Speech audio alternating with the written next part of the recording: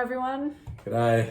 and welcome to Parkside Online. We are so glad that you've joined us, and we hope that as we chat about power, politics, and purpose, you'll encounter Jesus. Indeed we do. Indeed we do. Well, talking of power, it can mean a lot of different things. You might be sitting in a dark room right now. Once upon a time, I had a light. And the way that this light worked was there was a chain looped up, and you pulled the chain through the pulley, and then you lifted up some weights, and then those weights pulled down, and as they turned a dynamo which powered the light, and it was called, I think, gravity light. Yeah. And so we're sitting here right now, and we've got light shining down, we've got light shining at us, but this thing drew energy and power from the weight of gravity, and I thought it was cool for camping. It turned out to be very impractical, but a wonderful source of light for people who lived in places where there was no electricity or didn't have access to a generator. So they gave it some kind of power, and we're going to talk about power tonight.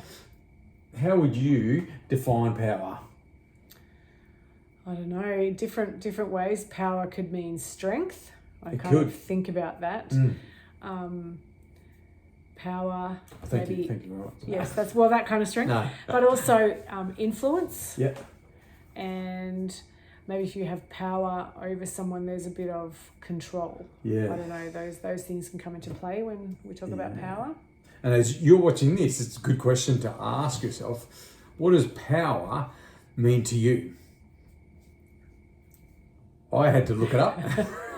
And it means simply the ability or capability to act. Yes. So if I can stand up, I have the power to stand up. There you go. If I want to make a decision about what clothes I wear, That is your power. Yes. You have that power. Yep. If I want to make a decision about the movie we watch at lunch, I have no power because my kids go, this is what we're watching. Dad, can you please try and stay awake while we watch it? Power and not power. Now, in your life, have you had an experience where you have felt powerful, like you have been very aware of your ability to choose and decide? Yes. Can you share a moment? I think in a few different places when I have been in charge of things in a workplace, I have had the power to decide what projects happen when, and then how they kind of ran. So that kind of thing, and I could say yes or no to a couple of things. Some of us run, who got the job, who won the quote, or whatever, that kind of stuff. For a lot of us, we do have a certain degree of power because of our work role, whether we're employed or self-employed, running our own business. We have a certain degree of power there.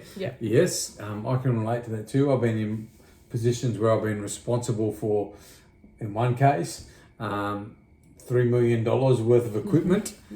And I had the power to say who got it and who didn't. I also had the responsibility to make sure it was all there. We had to account for it quite regularly.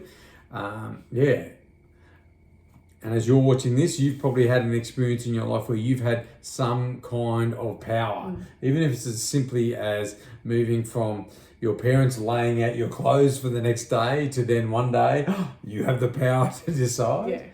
I think the conversation changes in tone. We feel a bit different when we talk about when we have not had power. Now, do you have a moment where you feel like you have been disempowered? Yeah, I think same. I'll just use the same kind of example in a workplace. Right. When I felt like I was supposed to be in charge of something, and then someone just took that away because they wanted to do it themselves, and I was like, oh, I used to have this choice and the power to decide things, and now someone else is coming, going, oh, I'm taking that away. Yeah, right. Yeah, just different bosses when they came in, different ways that they worked, and so that was that. Can be quite disempowering. So what we want to do tonight as we explore power and politics and purpose is we're going to draw on an example from the scriptures here. And I'm going to read just a short passage here. It's from the book of Mark. And I think as we go through it, you may see some connections and also some pretty clear differences between what this is saying and then our lives today. And Mark simply writes this. This is the good news about Jesus, the Messiah. The Messiah meaning? Anointed one, chosen one. The anointed or chosen one. The Son of God. It began just as the prophet Isaiah had written, "Look, I am sending a messenger ahead of you, and he will prepare your way. He is a voice shouting in the wilderness, prepare the way for the Lord's coming, clear the road for him." This messenger was John the Baptist. Some of you may have already heard of this guy. He was in the wilderness and preached that people should be baptized to show that they had repented and turned to God to be forgiven. All of Judea, which was the region around the wilderness, including the people of Jerusalem, went out to see and hear John. And when they confessed their sins, he baptized them in the Jordan River. His clothes were woven from coarse camel hair, and he wore a leather belt around his waist. And for food he ate locusts and honey. John announced, "Someone is coming who soon is greater than I am, much greater, that I'm not even worthy to stoop down like a servant and untie the straps of his sandals. I will baptize you with water, but he will baptize you with the Holy Spirit." And so, as we just open this up, this is written at a time and to a group of people who knew about being disempowered. The kingdom of Judea, or back as it then was called, the kingdom of Israel, was founded, let's say roughly, they think about 3,000 years ago. It lasted about 100 years, and then it split into two smaller kingdoms that then had very differing relationships with each other. Sometimes they cooperated, sometimes they conflicted. And then they lasted, not very long. And then they were taken over by the Persian Empire. The Persian Empire was then taken over by another empire, and then Alexander the Great, who some of you may remember, appeared on the scene, and he took over the Persian Empire, which included Judea.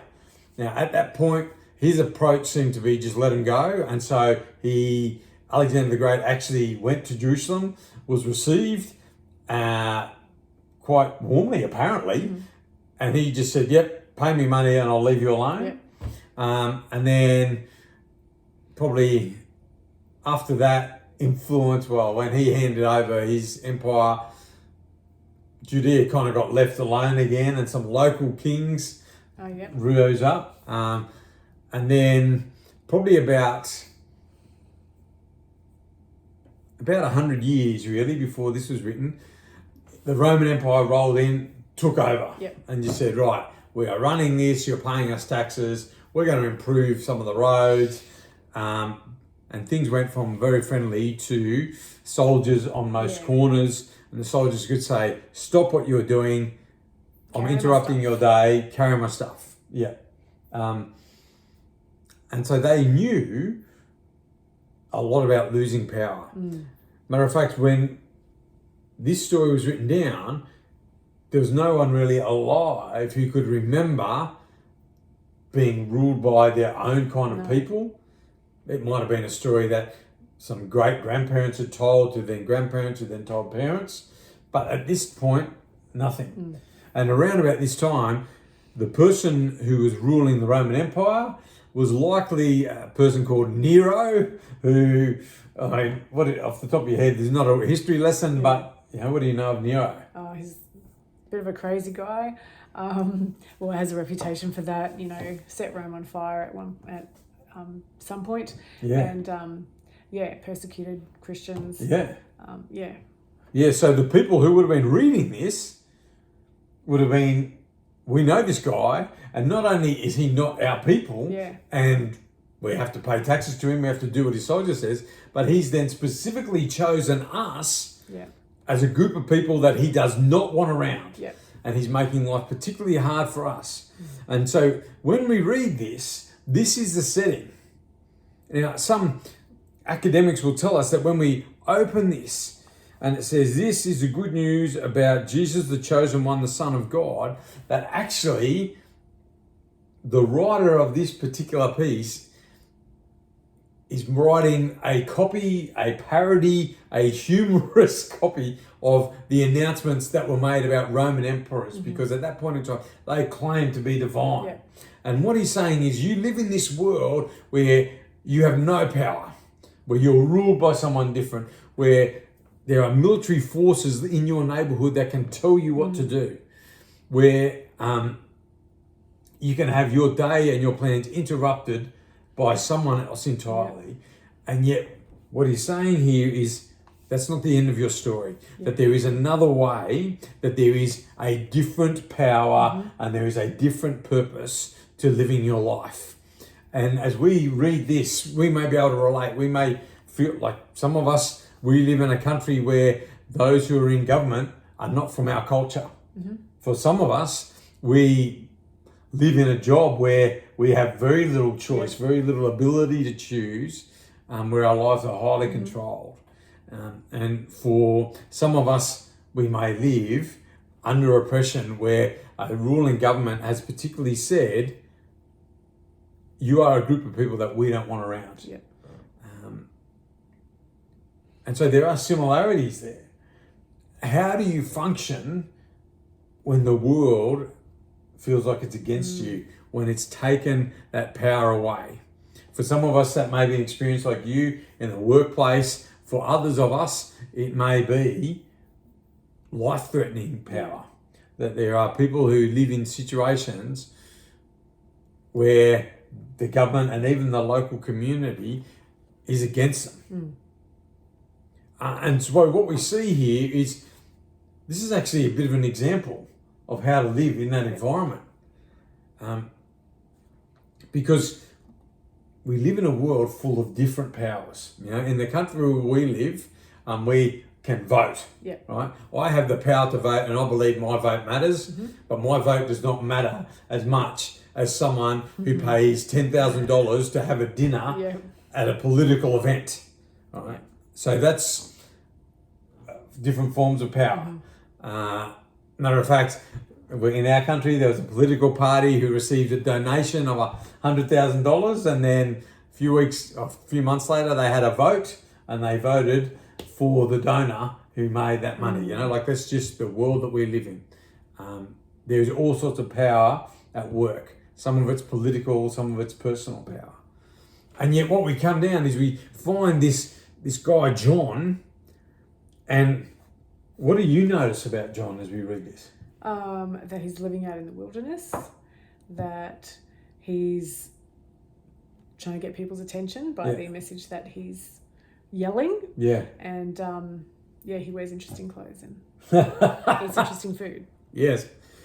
Now, I'm not sure where you're watching this. It may be in the air-conditioned comfort of your home. It may be in a town or a city or a village. But in this world, there were cities and then there was wilderness. The wilderness was the space between, the unpredictable space, the space where bad people did bad things, where wild animals did bad things.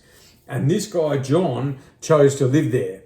Now, you had some insight about actually his life there this morning. Was he out there on his own? No, he was with a group of people who they were called the Essenes, but they were a group of people who were out there to actually live together to study like the scriptures that they had, and to then I guess work out how to live that out and teach one another. So John was with them, kind of being discipled, I guess, by them, learning from them. So he wasn't totally on his own, but it was still living out in a place where, you know, they didn't have all the mod cons of the city, and was still probably vulnerable out in. And what stands out to me about that, even that community, is that they were a group of people who said, we are going to live outside the structures. Yeah. That we are going to go into the wilderness, into this uncertain and even unknown area where perhaps there was no markets that you could regularly get food, where perhaps water was just a river. They chose to live outside of that structure. And when you look at this guy, it's not that he's even living outside the structures, but he chose difference. Yeah. Like he wore no groovy little logo shirt or embroidered, I don't know what that is you're wearing. Perhaps, I don't know what you're wearing right now, but he chose something different. He wore this clothing made of camel's hair, and then he wore just this wild leather belt, and then his food. He wasn't your grow your own veggies kind of guy. He survived on what he could find, but he made a choice to live a different life. But I think the message that we're exploring tonight goes deeper than just be prepared to live a different life, you know? Yeah. Because when we go back up here, we find that John actually had a deeper purpose. That he was filling the role of a messenger. Yeah. And it's interesting here, like when you're reading the Bible, the person who wrote this chooses to say it began just as a prophet Isaiah had said, but then he quotes two prophets. He quotes a guy called Malachi, and if you're playing along at home, if you read Malachi chapter 3, you can find some stuff there about what John's saying. But he also quotes this guy Isaiah, but he says this guy is a messenger. He has got a message. And I think we live in a world that is full of messages. Yep. If you just drink this tea, then you too can have tight fun, you know? Like you may be that kind of message. It may be vote for me because I will give you security, you know? Like that kind of message. We live in a world with 1 million messages. Yep. And each of them is angling for some kind of power. It may be financial power. If you listen to my message, I will have financial power. It may be political power. And yet, John's message is not about self-improvement. John's not making any profit. He lives in the wilderness. Yep. He stays there. People, if you want to hear this guy's message, you've actually got to go to him. Yep. You've got to go to him. And yet he dedicated his life to this message. And his message was simply this: you got to turn around and get right with God. Yep. Change your life. And people came and they said, man, this is different. This is not a power that's dominating me. Yeah. And we've got to be honest. Like if you've been in church circles, there are some church circles that look a lot like the government of the day, that interrupt you, that dominate you, that say, you got to pay us this money, that you've got to do these things. Yeah. And yet you look at this is just a one voice crying in the wilderness saying, I've got good news.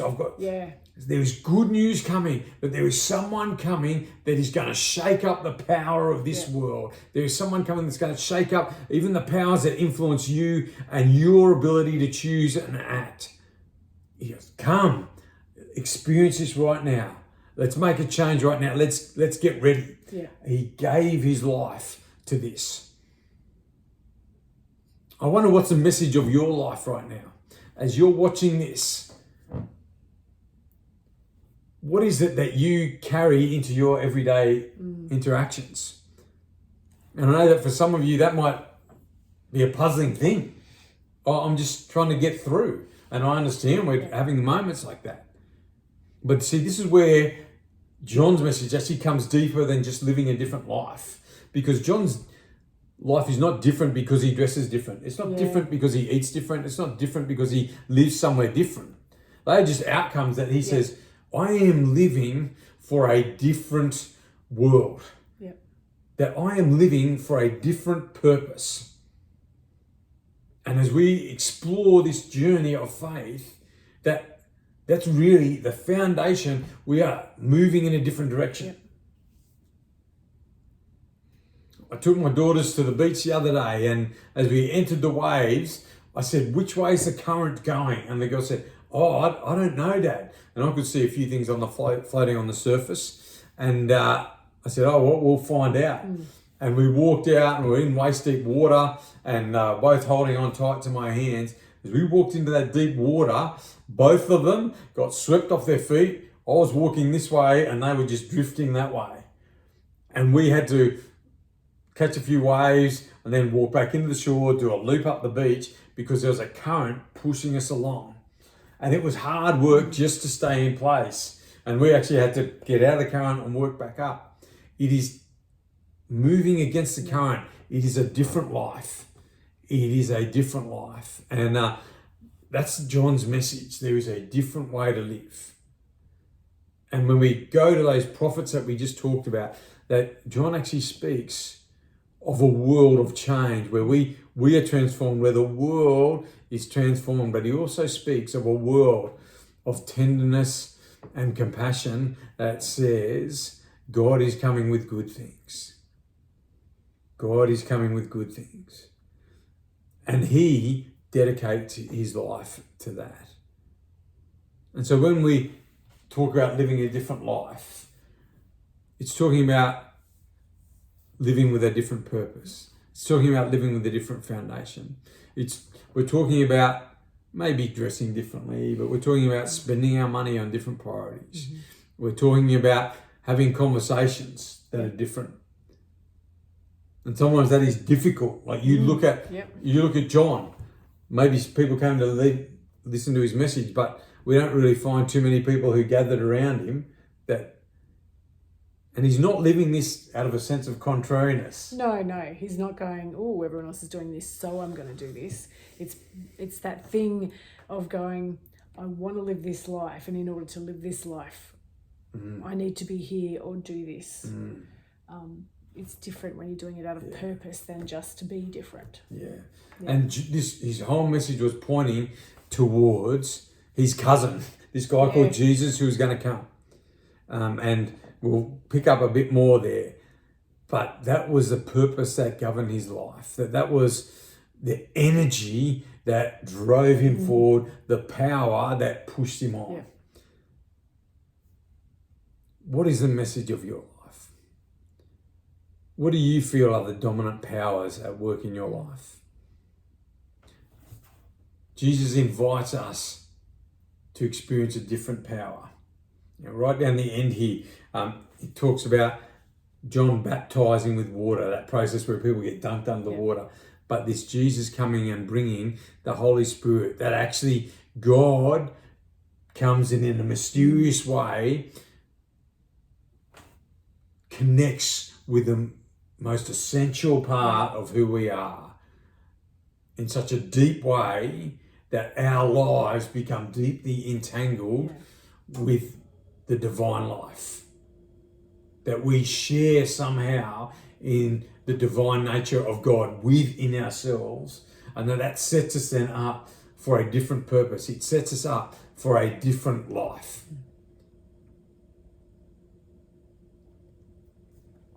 And if you're listening to this and those words are somehow connecting deeply with who you are, I want to tell you, you may be experiencing the God of life speaking to you right now. And if you are, then I would invite you to just pray this simple prayer, and that is, Jesus, give me this life. I give you my life right now. And if that's a decision you're willing to make, then pray with us right now. Jesus, I give you my life. Give me your life. Jesus, I give you my life. Give me your life. Those simple 2 sentences are a powerful prayer that can transform your life. And if you prayed, we would love to hear from you.